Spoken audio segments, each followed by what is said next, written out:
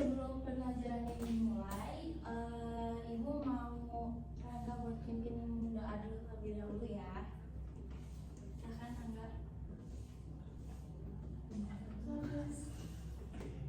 Sebelum mulai pelajaran kita dulu berdoa baik.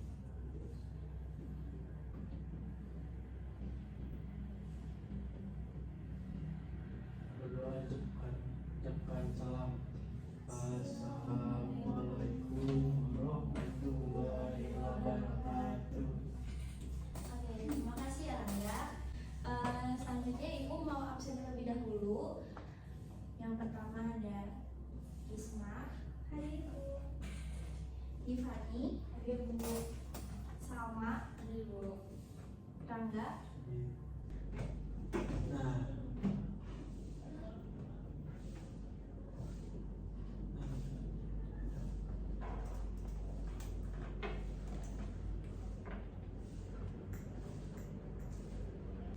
Selanjutnya di sini Ibu akan menjelaskan materi hari ini, yaitu mengenai sistem informasi dan komunikasi organisasi. Jadi apa itu sistem informasi? Sistem informasi adalah sekumpulan hardware, software, brainware, prosedur dan atau aturan yang diorganisasikan secara integral untuk mengolah data menjadi informasi yang bermanfaat guna memecahkan masalah dan pengambilan keputusan. Lalu, apa itu komunikasi organisasi? Komunikasi organisasi adalah pengirim dan penerima berbagai pesan organisasi di dalam kelompok formal maupun informal di suatu organisasi. Bila organisasi semakin besar dan kompleks, maka akan mengakibatkan semakin kompleks pula proses komunikasinya. Lalu jenis-jenisnya itu ada yang pertama teks, yaitu merupakan informasi yang paling umum ditemukan di internet, contohnya bisa lewat Google atau website lainnya. Lalu ada grafis, yaitu meliputi gambar, grafik, ilustrasi, dan infografis. Lalu ada audio, yaitu internet yang menyediakan akses ke berbagai jenis audio. Selanjutnya ada video, yaitu mencakup video pendek, klip berita, wawancara, dan video tutorial. Contohnya itu bisa melalui YouTube, TikTok, dan mungkin YouTube Short gitu contohnya ya. Lalu ada interaktif, yaitu mencakup permainan online, simulasi, survei, dan lain-lain. Selanjutnya ada menu homepage, yaitu menu homepage itu adalah bagian utama dari sebuah situs web yang menyediakan navigasi ke berbagai bagian atau halaman lainnya. Nah, prosedur-prosedur yang umum digunakan dalam menggunakan homepage, yaitu yang pertama akses situs web, yaitu kalian bisa membuka browser web, lalu mengetik URL situs web yang ingin kalian kunjungi di bilah alamatnya, lalu tekan enter untuk mengakses situs tersebut. Lalu temukan menu homepage, yaitu setelah tiba di situs web, gunakan menu homepage untuk menavigasi ke berbagai bagian atau halaman dalam situs web dan klik pada opsi menu yang sesuai untuk mengakses konten yang Anda inginkan. Lalu ada pilihan tambahan, yaitu beberapa menu homepage mungkin memiliki submenu atau opsi tambahan yang bisa kalian pilih untuk sesuai dengan kebutuhan kalian. Selanjutnya kembali ke menu homepage, yaitu saat kalian ingin kembali ke halaman utama situs, kalian bisa mengetik opsi home pada menu homepage.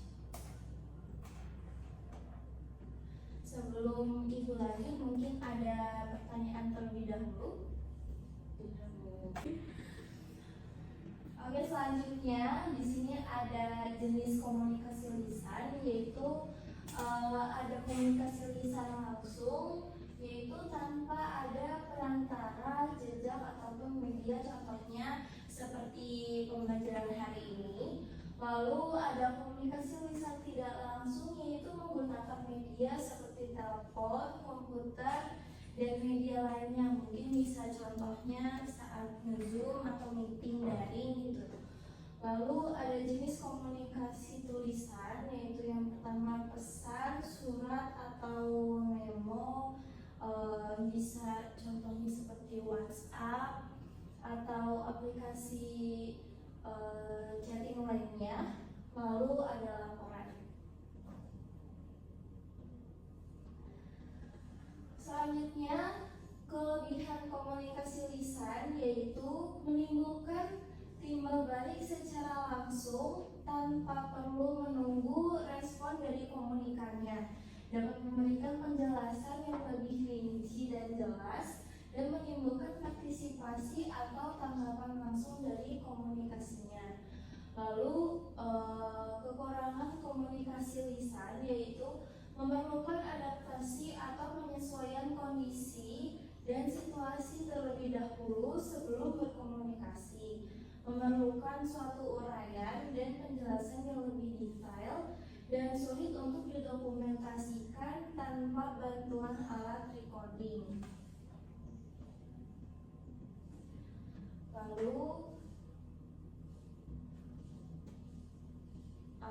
prinsip-prinsip komunikasi tertulis yaitu ada 7, yaitu completeness yaitu lengkap, consistence yaitu ringkas, consideration pertimbangan, concreteness konkret, lalu clarity yaitu jelas, courtesy itu sopan, dan correctness yaitu benar.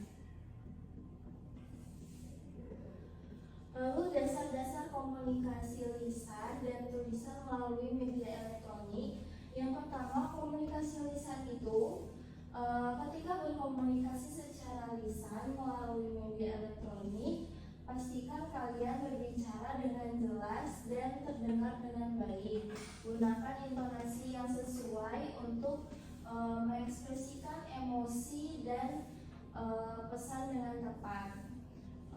Lalu komunikasi tulisan yaitu ketika menulis melalui media elektronik, penting untuk menggunakan bahasa yang jelas, singkat, dan baku. Hindari penggunaan ejaan dan tata bahasa yang salah, dan pastikan pesan Anda mudah dipahami oleh pembacanya. Lalu penggunaan media elektronik yaitu saat berkomunikasi melalui media elektronik seperti email, teks, atau media sosial lainnya. Kalian harus memperhatikan konteks dan audiensnya. Jadi bisa menyertakan informasi yang relevan dan menghindari penyalahgunaan atau penggunaan kalimat yang tidak etis dan tidak etis dari media tersebut. Lalu kesopanan dan etika, selalu berkomunikasi dengan sopan dan hormat, baik dalam komunikasi lisan maupun tulisan. Hindari konflik atau kontroversi yang tidak perlu, dan mengingat untuk selalu menghormati privasi dan hak-hak orang lain dalam setiap interaksi online. Lalu yang terakhir ada respon dan tanggapan. Selalu siap untuk merespon pertanyaan, komentar, atau tanggapan dari orang lain dengan cepat dan sopan. Lalu memberikan jawaban yang informatif dan membantu, dan jangan ragu untuk meminta klarifikasi jika diperlukan.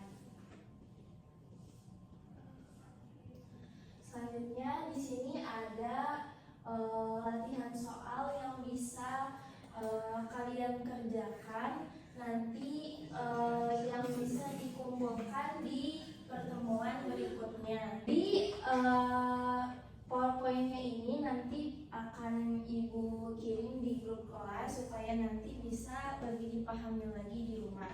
Oke Bu. Ada yang ingin bertanya? Saya Ibu tadi kan dijelasin di slide awal tentang sistem informasi, ada brainware. Nah, brainware itu apa Ibu?